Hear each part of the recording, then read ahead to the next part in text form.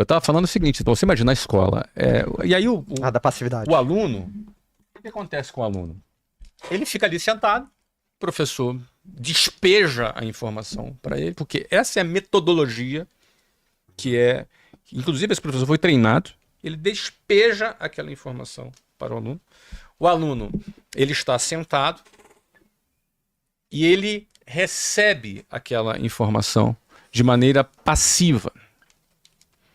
O professor fala para ele copiar aquela matéria, porque o professor ele acredita que ele copiando a matéria ele vai reter mais, muito provavelmente porque o professor retém mais quando ele copia, mas nem todo mundo é igual ao professor.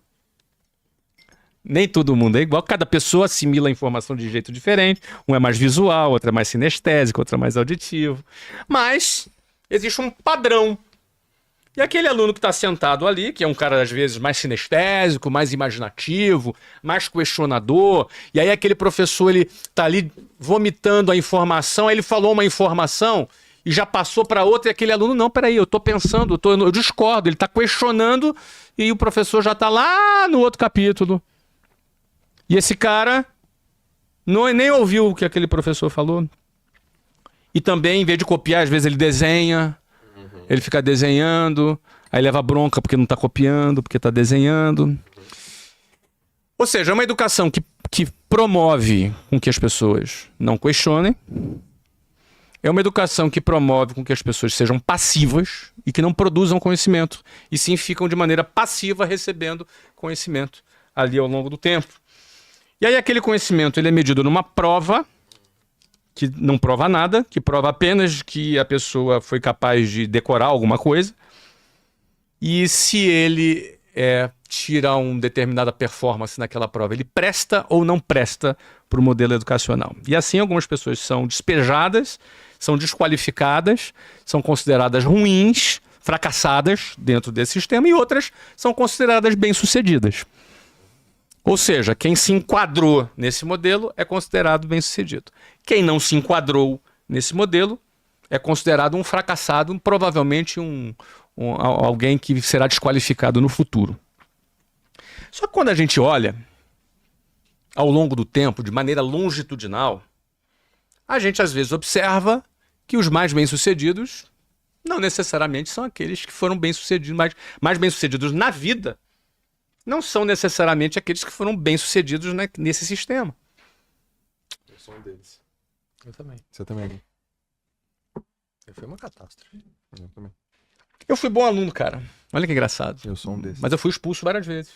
Porque eu sou um cara questionador. Sim.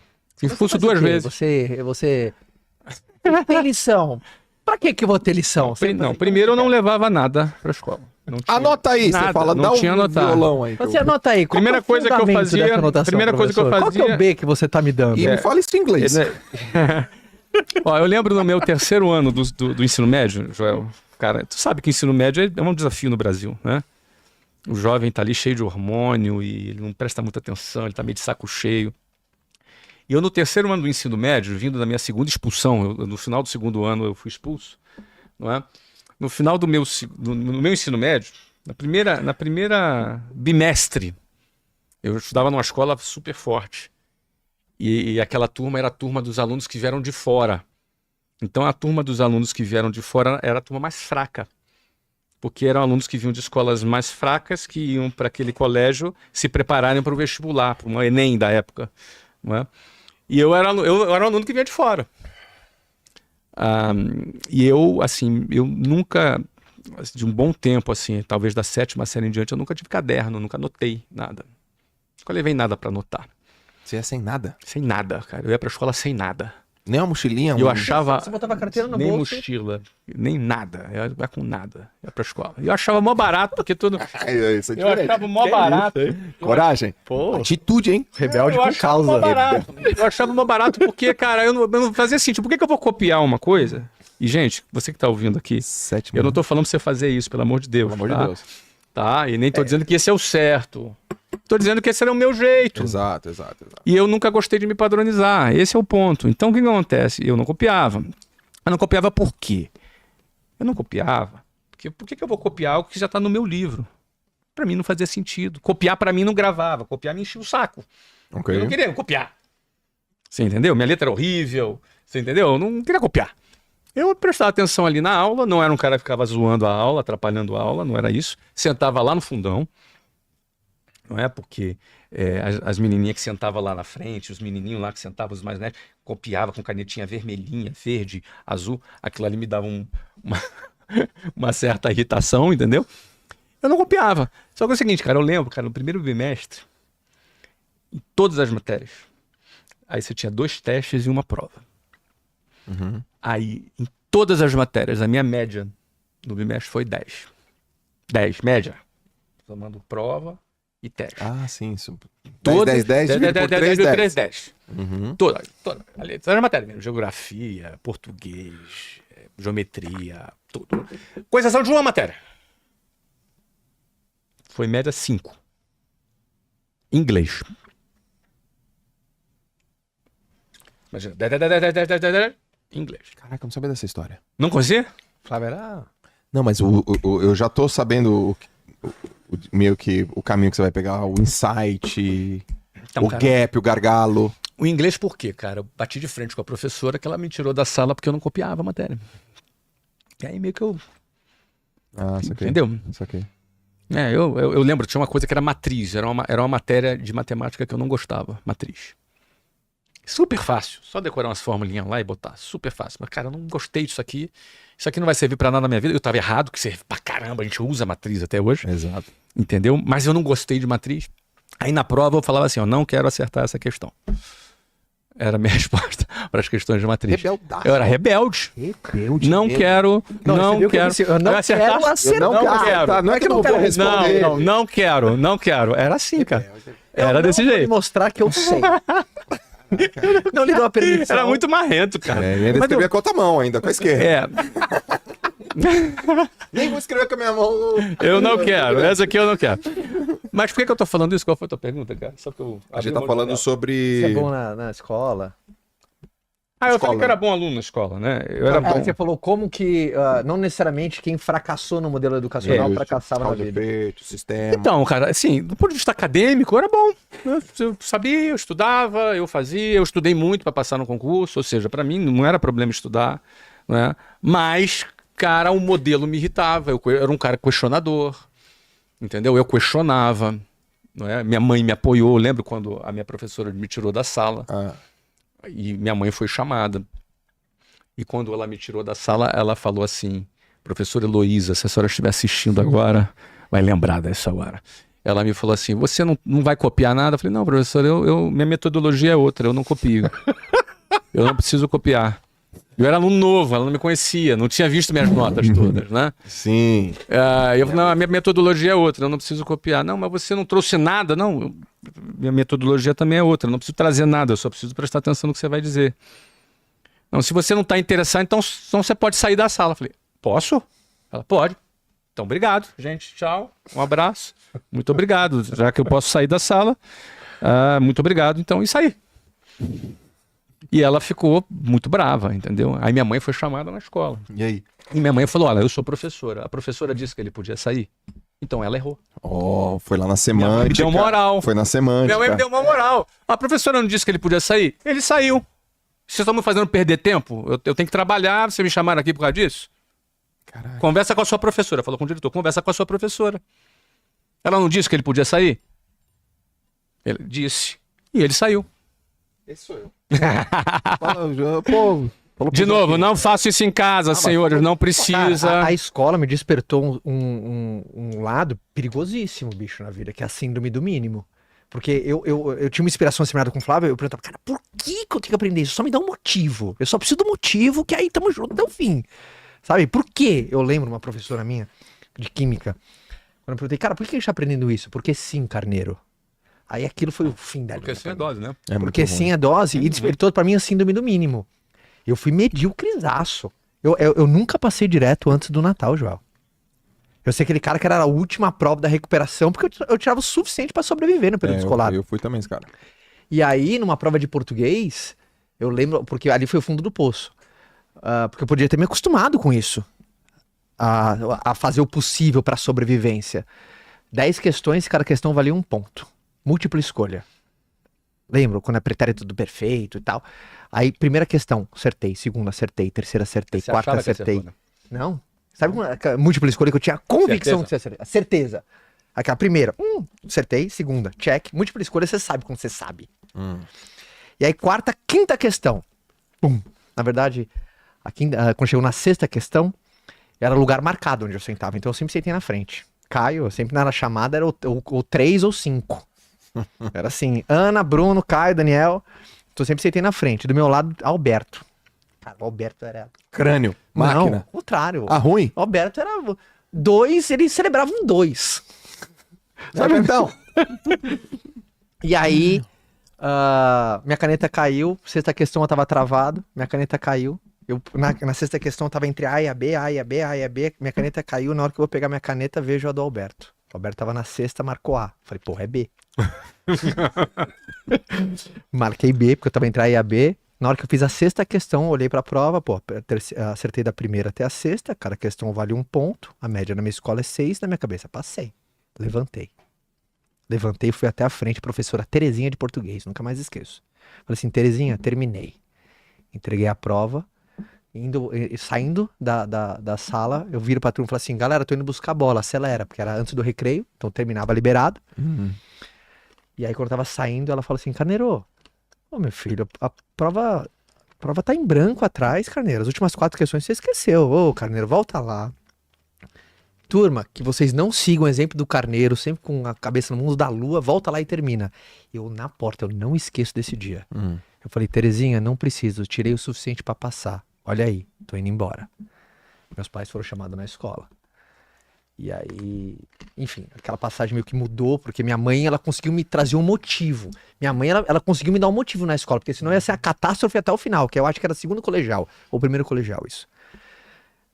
Porque eu tirei 6, mas aí fui chamado na diretoria, porque entreguei a prova em branco, as últimas 4, aquela coisa, aluno medíocre. Aí minha mãe puxou e ela falou a frase que mudou muito minha percepção da realidade. O jeito que você vê o mundo, você cria. O jeito que você faz uma coisa, o jeito que você faz qualquer outra coisa. Então se for pra acostumar, então é pra rachar. Eu falei assim, pô, minha mãe me deu um motivo, beleza, eu preciso tirar o quê? Nota alta, porque eu tô me acostumando a dar o meu máximo, porque eu não entendi o sistema também. Eu não entendi. Ó, a pergunta que eu fazia pro meu pai, se eu tirar 10, eu vou pular 2 séries? Por que eu tenho que tirar 10? Eu vou pular 2 séries? Eu tô sendo avaliado no quê? Então, eu também vejo que, assim, questionar o sistema, eu acho que é muito importante. Não é rebeldia. E, obviamente, o que eu ensino meu filho é ele fazer o melhor. Mas, obviamente, a educação tem muito a evoluir, mas a gente foi colocado num sistema de linha de fábrica, né, cara? Isso aí que produz a relação de causa e efeito, que é a pergunta original que você fez para mim. Para eu falar sobre causa e efeito. Não é? Então, as pessoas dentro do sistema educacional, dessa arena, elas não têm muita noção da questão de causa e efeito, porque elas têm uma postura muito passiva diante do seu aprendizado. Sim. E o que é importante é a gente ter uma postura ativa na nossa aprendizagem. Mesmo dando problema, sendo expulso, eu era excelente aluno. Que eu era um cara que questionava as coisas e produzia um conhecimento, entendeu? Eu não ficava baseado ali anotando só o que o professor falava. Eu era bom aluno, eu passava tranquilão. Passei nas melhores faculdades, quando eu fiz vestibular. Não é? Então, meu problema não era esse. Só que eu questionei muito o modelo educacional e acabei empreendendo em educação. Ironicamente, em inglês. Foi meu primeiro projeto educacional, foi uma rede de escolas de inglês. Justamente porque eu achava, talvez fosse minha maneira de protestar, entendeu? Sim. Eu acho que é uma forma cara, como assim? Vamos fazer de outro jeito. Vamos ter metodologias diferentes. Por que eu vou ensinar inglês em 10 anos? Porque eu vou segurar um aluno 10 anos só para me pagar mensalidade? A gente fez um curso mais rápido. Criou um outro caminho, uma outra metodologia. Então a gente questiona. E esse questionamento é que nos dá a sensação de causa e efeito. Porque se eu fizer isso, eu vou ter aquilo de resultado. Se eu plantar banana, eu vou colher banana de resultado. Não tem como eu plantar maracujá e colher banana. Então a relação de causa e efeito, ela está quando eu me torno um agente ativo daquilo que eu planto, Boa. e eu vou ter como consequência o resultado. Se eu for um agente passivo naquilo que eu planto, se é que eu planto alguma coisa, eu não vou colher nada. Então o que a pessoa espera? Eu arrumo um emprego aqui, passo o resto da minha vida e vou receber minha aposentadoria pelo INSS. O INSS vai me bancar, o Estado vai me bancar. Ou seja, ele é um agente passivo. Ele tem um modelo de vida, um modelo do sistema, que ele vai ser passivo na escola, ele arruma um emprego, o emprego paga para ele o resto da vida e no final da vida o Estado sustenta ele. Ele é um passivão a vida toda. É um passivo. Por quê? Esse é o formato da escola à aposentadoria. E esse formato não promove um protagonismo nas pessoas de maneira que elas se sintam um agente ativo daquilo que ela está protagonizando. Porque ela não é protagonista, ela é passiva. Agora, quando eu rompo com esse sistema, por isso que eu falei romper com o sistema, quando eu rompo com esse sistema e decido ser um agente ativo da minha vida, aí me importa muito mais o que eu vou plantar do que aquilo que eu desejo colher. Todo mundo quer colher, todo mundo quer ser rico, todo mundo quer ganhar dinheiro. Mas o que você está plantando? Então eu vou me importar muito mais com aquilo que eu estou plantando do que com aquilo que eu quero colher. Porque o que eu vou colher é uma consequência. O plantio é opcional, a colheita é obrigatória. Ou seja, eu tenho a opção de plantar ou não plantar, porque eu sou o protagonista. Então eu acho que essa é a mudança de percepção do paradigma de quem quer entender causa e efeito. Para você entender causa e efeito, você tem que romper com esse treinamento de mais de 10 anos que a escola te deu, de ser um passivão. É, porque ela não treina protagonismo, né? Não Você treina. fala, por exemplo, como que a gente é educado a ser protagonista? Você pensa né, quais são os elementos que faz uma pessoa ser protagonista? Então, por exemplo, a passividade é completamente uma criptonita contra o protagonismo. Exatamente. Porque o passivo, ele espera sentado, o ativo ele vai lá buscar. E conquista tem tudo a ver com ir buscar, não esperar sentado, né? Sim. O passivo ele é muito mais reativo. O ativo, ele aprendeu que ele consegue manipular a própria sorte. Que são acasos felizes. Eu sempre imaginei, Caio, até quando eu falo com você já teve sorte na vida? Porra, sorte são acasos felizes. Mas você consegue influenciar a tua sorte quando você tem uma posição passiva, ativa. Passiva, você destrói ela. Destrói qualquer possibilidade de um bom acaso. Por exemplo, quantas vezes, às vezes você já foi visto, né, aquela coisa, tava o cara certo numa palestra sua, você deu o seu máximo, o cara falou, pô, o João é bom, hein, bicho? Entre em contato com ele. Mas ela sempre te pegou em movimento. É muito difícil, cara, a sorte sorrir pra você, tu tá deitado, tá sentado. Eu falo, o acaso não acontece em casa. O acaso é fora de casa, é na atividade. Então, sempre existe o fator. Porque sorte é uma coisa muito. Tem uma coisa mais estatística aí na sorte, né, nessa influência, mas é a combinação dos planetas, né? A pessoa certa, no lugar certo, no momento certo. Então, o ativo ele tem uma influência a mais dos acasos felizes, cara. Né? Então. Pablo Picasso que, né, dizia, né? Mais ou menos assim, né? Eu não sei se existe sorte, mas se ela existir, que ela me pegue trabalhando. Tipo, tem muito do preparo, né? O Bernardinho falou isso muito. As pessoas, elas desejam muito aquilo que elas não podem controlar. Você não pode controlar, você não pode influenciar quanto talento você tem. Você pode controlar quanto tempo você treina. o trabalho você tem.